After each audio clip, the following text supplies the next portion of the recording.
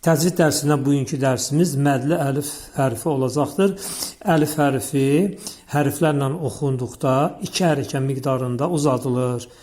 Ə, bə, tə, sə, cə, hə, xa, də, zə, ra, zə, sə, şə, so, do, da, va, ə, غا ف قا ك ل م ن و ه ي. Əlif hərfi bu gördüyünüz hərflərdən sonra gəldikdə A kimi oxunur.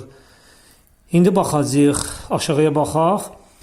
İzə, məzə, ləhə, əlu, kənə, qalə, əmənə, xafə. Gördüyünüz kimi xa hərfindən sonra əlif gəldi. Xafə, xabə, siyəbu, ricalu, əhədə, məqamə, azəbə, əyəti, əsabə, taqətə.